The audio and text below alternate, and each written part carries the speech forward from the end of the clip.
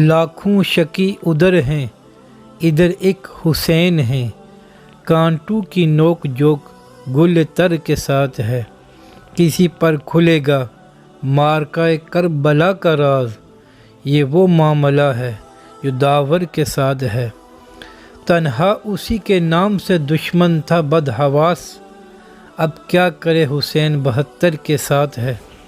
بسم اللہ الرحمن الرحیم۔ السلام علیکم، آپ دیکھ رہے ہیں یوٹیوب چینل عام سی باتیں۔ آج داستان کربلا کے سلسلے میں چوتھا پارٹ ہوگا، جس میں ہم 3 محرم سے لے کر 9 محرم کے واقعات تک بات کریں گے۔ ابن سعد 4000 فوجیوں کے ساتھ کربلا پہنچ چکا تھا اور ابن زیاد نے مزید فوجیں بھیجیں تو لشکر کی تعداد 22000 تک پہنچ گئی تھی۔ جب ابن سعد کربلا پہنچ گیا تو اس نے عروہ بن قیس کو حکم دیا کہ وہ حضرت امام حسین رضی اللہ تعالی عنہ کے پاس جائے اور ان سے پوچھے وہ کس غرض سے یہاں آئے ہیں اور کیا چاہتے ہیں۔ عروہ ان لوگوں میں سے تھا جنہوں نے خط لکھ کر آپ کو کوفہ بلایا تھا، اس لیے اسے شرم محسوس ہوئی، اس نے یہ خدمت بجا لانے سے انکار کر دیا۔ اس کے بعد عمر بن سعد نے قرہ بن سفیان حنظلی کو آپ کے پاس بھیجنے کے لیے تیار کیا اور اس سے کہا کہ تم امام حسین رضی اللہ تعالی عنہ سے صرف یہ پوچھنا کہ آپ یہاں کیوں آئے ہیں اور آپ کی کیا غرض ہے۔ چنانچہ قرہ بن سفیان حضرت امام حسین رضی اللہ تعالی عنہ کے پاس آیا اور یہی سوال کیا۔ آپ نے اس سے فرمایا، تمہارے شہر والوں نے پے در پہ خطوط لکھ کر مجھے بلایا، اب اگر تمہیں میرا آنا پسند نہیں ہے تو میں واپس چلا جاؤں گا۔ جب عمر بن سعد کو حضرت امام علی مقام کا یہ جواب ملا تو اس نے اپنا سوال اور امام علی مقام کا جواب لکھ کر ابن زیاد کے پاس بھیج دیا۔ جب ابن زیاد نے یہ خط پڑھا تو تکبر اور غرور سے اس نے یہ شعر پڑھا جس کا مطلب ہے، اب جب کہ ہمارے پنجو نے اسے جکڑ لیا ہے تو نکلنا چاہتا ہے، حالانکہ اب کوئی جائے فرار نہیں۔ یہ کہہ کر اس نے ابن سعد کو جواب لکھا، تمہارا خط ملا، تم نے جو کچھ تحریر کیا ہے میں اسے اچھی طرح سمجھ گیا ہوں، تم حسین اور اس کے تمام ساتھیوں سے کہو کہ وہ یزید کی بیعت کریں، اگر وہ بیعت کر لیں تو اس کے بعد ہم جو مناسب سمجھیں گے کریں گے۔ ابن سعد کو جب یہ خط ملا تو اس نے کہا، میں سمجھ گیا ہوں ابن زیاد کو عافیت اور امن منظور نہیں۔ 7ویں محرم کو ابن زیاد کا دوسرا خط عمر بن سعد کو ملا جس میں یہ لکھا ہوا تھا کہ حسین پر پانی بند کر دو اور ایسا کرو کہ ان کو ایک قطرہ بھی نہ ملنے پائے، جیسا کہ امیر المومنین حضرت عثمان بن عفان رضی اللہ تعالی عنہ کے ساتھ کیا گیا تھا۔ اس خط کو دیکھتے ہی عمر بن سعد نے عمر بن حجاج زیبدی کو 500 سواروں کی فوج کے ساتھ نہر فرات پر مقرر کر دیا اور تاکید کر دی کہ حضرت حسین اور ان کے ساتھیوں تک پانی کا ایک قطرہ بھی نہ پہنچ پائے۔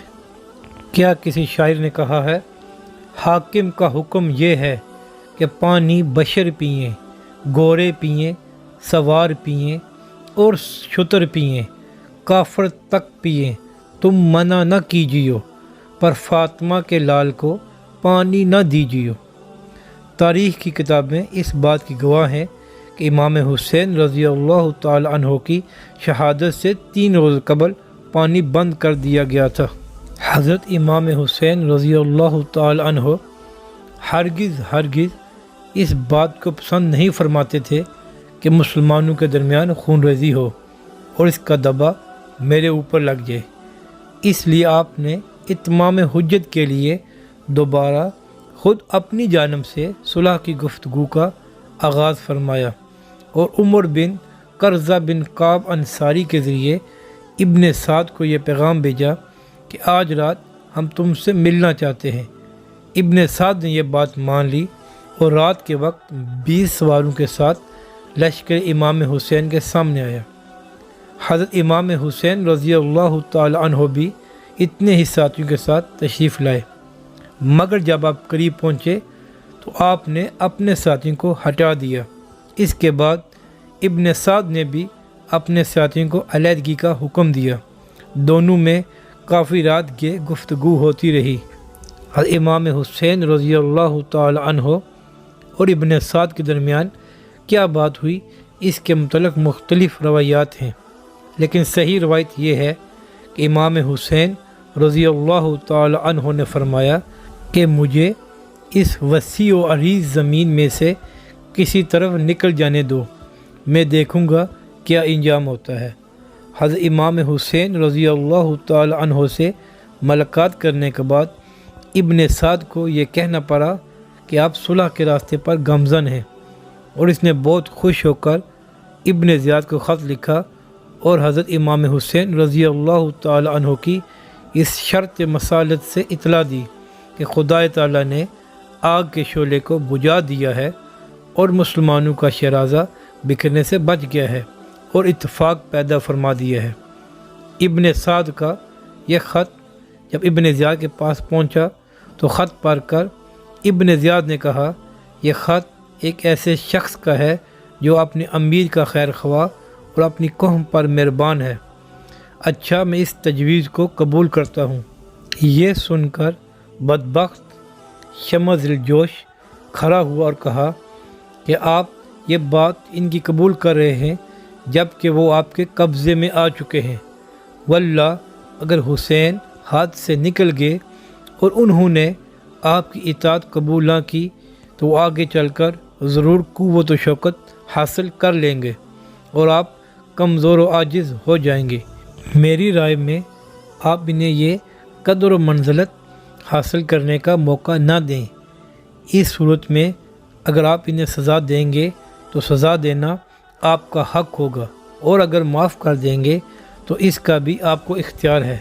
شمر بدبخت کی بات سن کر ابن زیاد کی رائے بدل گئی اور اس نے ابن سعد کو خط لکھا، میں نے تمہیں اس لیے نہیں بھیجا، تم حسین سے ہماری بات منواؤ، اگر وہ بیعت کر لیتے ہیں ٹھیک ہے، ورنہ ان پر حملہ کرو اور ان کے سر قلم کر دو اور ان کی لاشوں پر گورے دراؤ۔ اگر تمہیں ہماری بات منظور ہے تو ہم تمہیں انعامات سے نوازیں گے، ورنہ تم لشکر شمر کے حوالے کر دو۔ جب شمر نے ابن زیاد کا خط عمر بن سعد کو لا کر دیا تو اس نے پڑھ کر کہا، تجھے خدا غارت کرے، تو میرے پاس یہ کیا لایا ہے؟ واللہ میں سمجھتا ہوں تو نے ہی ابن زیاد کو میرے مشورے پر عمل کرنے سے روک دیا ہے اور اس بات کو بگاڑ دیا ہے جس کے بن جانے کی امید تھی۔ خدا کی قسم، حسین کبھی ابن زیاد کے سامنے نہیں جھکیں گے، ان کے پہلو میں ایک خوددار دل ہے۔ شمر نے کہا، ان باتوں کو جانے دو، یہ بتاؤ اب کیا کرو گے؟ امیر کے حکم کی تعمیل کر کے ان کے دشمنوں کو قتل کرو گے یا لشکر میرے حوالے کرو گے؟ ابن سعد جو دنیا پر جان دینے والا اور ایک ہی حکومت کا متمنی تھا، اس نے کہا، میں لشکر تمہارے سپرد نہیں کروں گا، بلکہ یہ مہم میں خود سر کروں گا اور تم پیادل فوج کی نگرانی کرو۔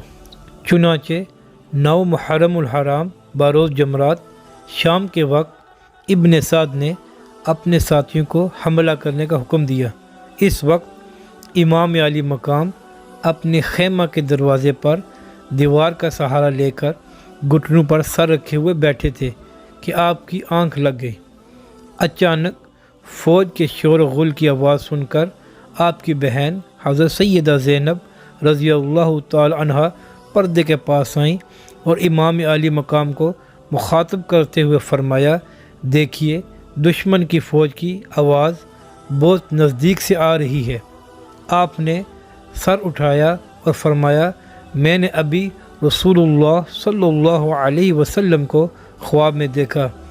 حضور جان عالم صلی اللہ علیہ وسلم نے فرمایا، تم ان قریب ہمارے پاس آنے والے ہو۔ یہ سن کر حضرت سیدہ زینب رضی اللہ تعالی عنہ رونے لگی اور کہا، ہائے مصیبت! آپ نے فرمایا، تمہارے لیے مصیبت نہیں، اللہ تعالیٰ تم پر رحم فرمائے، صبر کرو اور خاموش رہو۔ ابھی یہ گفتگو ہو رہی تھی کہ حضرت عباس رضی اللہ تعالی عنہ نے آ کر اطلاع دی کہ فوج ادا نے حملہ کر دیا ہے۔ یہ سن کر حضرت امام علی مقام اپنی جگہ سے اٹھے اور فوج کی طرف جانے لگے تو حضرت عباس رضی اللہ تعالی عنہ نے کہا آپ نہیں میں جاتا ہوں۔ آپ نے فرمایا اچھا تم ہی جاؤ، مگر یہ پوچھ لینا کہ اس وقت حملے کا سبب کیا ہے۔ حضرت عباس رضی اللہ تعالی عنہ یزیدی فوج کے سامنے آئے اور پوچھا۔ جواب ملا ابن زیاد کا حکم ہے کہ آپ لوگ اس کی اطاعت کرو یا پھر جنگ کے لیے تیار ہو جاؤ۔ حضرت عباس رضی اللہ تعالی عنہ نے کہا ذرا ٹھہر جاؤ، جلدی نہ کرو، میں ابن رسول کو تمہارے مقصد سے آگاہ کرتا ہوں۔ انہوں نے امام کو ابن سعد اور ان کے ساتھیوں کے مقصد سے آگاہ کیا تو آپ نے فرمایا ان لوگوں سے کہو کہ ایک رات کی مہلت دیں تاکہ آج رات ہم اچھی طرح نماز پڑھ لیں، دعائیں مانگ لیں اور توبہ استغفار کر لیں۔ اللہ تعالیٰ خوب جانتا ہے مجھ کو نماز، دعا اور استغفار سے کتنی محبت ہے۔ حضرت عباس رضی اللہ تعالی عنہ نے جا کر ابن سعد کے دستہ سے کہا کہ ہمیں ایک رات کی مہلت دو۔ ابن سعد نے شمر اور دوسرے ساتھیوں سے پوچھا تو سب نے مہلت کی رائے دی۔ ابن سعد نے اپنے سب ساتھیوں سے مشورہ کرنے کے بعد حضرت عباس رضی اللہ تعالی عنہ سے کہا ہم لوگوں نے تمہیں کل تک مہلت دے دی ہے۔ یہ کہہ کر ابن سعد واپس چلا گیا۔ اس کے بعد امام علی مقام رضی اللہ تعالی عنہ نے اپنے تمام ساتھی کو جمع کر کے حسب ذیل خطبہ دیا۔ تمام تعریفیں اللہ تعالیٰ کے لیے ہیں اور آرام و تکلیف ہر حال میں اس کا شکر ہے۔ اے اللہ میں تیرا شکر ادا کرتا ہوں کہ تو نے ہمیں اہل بیت کو نبوت کی عزت عطا فرمائی، قرآن کا علم عطا فرمایا اور دین کی سمجھ بوجھ عطا کی، اور سننے والے کان، دیکھنے والی آنکھیں اور دانا دل کی نعمتوں سے مالا مال فرمایا۔ اس کے بعد حضرت امام نے فرمایا میں دنیا میں کسی کے ساتھیوں کو اپنے ساتھیوں سے زیادہ وفادار اور بہتر نہیں جانتا، اور نہ کسی کے گھر والوں کو اپنے گھر والوں سے زیادہ نیکوکار اور صلح رحمی کرنے والا دیکھتا ہوں۔ خدائے بزرگ اور برتر تم سب کو میری طرف سے جزائے خیر عطا فرمائے۔ سن لو، میں یقین رکھتا ہوں کہ ان دشمنوں کے ہاتھوں صبح ہماری شہادت ہے، اس لیے میں تم سب کو بخوشی اجازت دیتا ہوں کہ رات کی تاریکی میں جہاں تم لوگوں کا جی چاہے چلے جاؤ، میری طرف سے کوئی ملامت اور روک نہیں ہوگی۔ بلا شبہ یہ لوگ میرے ہی قتل کے طالب ہیں اور مجھے قتل کر لیں گے تو کسی دوسرے کی طرف متوجہ نہیں ہوں گے۔ اس خطبے کو سن کر سب سے پہلے حضرت عباس رضی اللہ تعالی عنہ، پھر آپ کے دوسرے بھائیوں، بیٹوں، بھتیجوں اور بانجوں نے یک زبان ہو کر کہا کیا ہم صرف اس لیے چلے جائیں کہ آپ کے بعد زندہ رہیں؟ خدا ہمیں وہ دن نہ دکھائے۔ اس کے بعد امام علی مقام نے خاص طور سے اولاد عقیل کی طرف متوجہ ہو کر فرمایا کہ مسلم کی شہادت تمہارے لیے کافی ہے، اس لیے میں تمہیں اجازت دیتا ہوں کہ تم چلے جاؤ۔ لیکن باحمیت بھائیوں نے کہا ہم لوگوں کو کیا جواب دیں گے؟ کہ ہم انہیں یہ کہیں گے کہ ہم اپنے سردار، اپنے آقا اور بہترین ابن کو دشمنوں کے نرغے میں چھوڑ کر آئے ہیں؟ نہ ہم نے ان کے ساتھ مل کر کوئی تیر چلایا، نہ نیزہ مارا، نہ تلوار کا کوئی وار کیا، اور پھر ہمیں یہ بھی معلوم نہیں کہ ان کا کیا حشر ہوا۔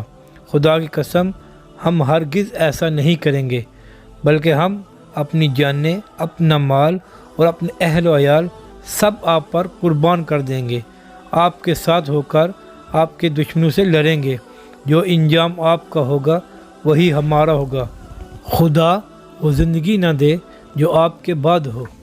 اس کے بعد اصحاب میں سے حضرت مسلم بن عجوسہ کھڑے ہوئے اور کہا ہم آپ کو چھوڑ کر چلے جائیں، یہ ہم سے ہرگز نہیں ہو سکتا۔ خدا کی قسم میں دشمنوں سے نیزے کے ساتھ جنگ کروں گا، یہاں تک کہ میرا نیزہ ان کے سینوں میں ٹوٹ جائے، اور تلوار چلاؤں گا جب تک اس کا قبضہ میرے ہاتھ میں ٹھہر سکے۔ خدا کی قسم اگر میرے پاس ہتھیار نہ ہوں گے تو میں پتھر مار مار کر دشمنوں سے لڑوں گا اور آپ پر اپنی جان نثار کر دوں گا۔ غرض یہ کہ اسی طرح آپ کے ہر رفیق اور جان نثار نے اپنی اپنی عقیدت اور جان نثاری کا اظہار کیا۔ اس کے بعد آپ اور آپ کے تمام ساتھیوں نے نماز و دعا اور توبہ اور استغفار میں ساری رات گزار دی، اور اس کے ساتھ ہی خیموں کی پشت پر خندق کھود کر لکڑیاں بھر دی تاکہ بوقت جنگ ان میں آگ لگا دی جائے تو دشمن پیچھے سے حملہ نہ کر سکے۔ ادھر دشمنوں کے گورے برابر خیموں کے گرد چکر لگاتے رہے تاکہ کوئی شخص بچ کر نکل نہ سکے۔ یہاں پر آ کر چوتھے حصے کا اختتام ہوتا ہے۔ انشاءاللہ ذکر شہادت اور 10 محرم کے واقعات اگلے حصے میں ہوں گے۔ اگر آپ کو ہماری یہ ویڈیو اچھی لگے تو لائک اور شیئر ضرور کریں۔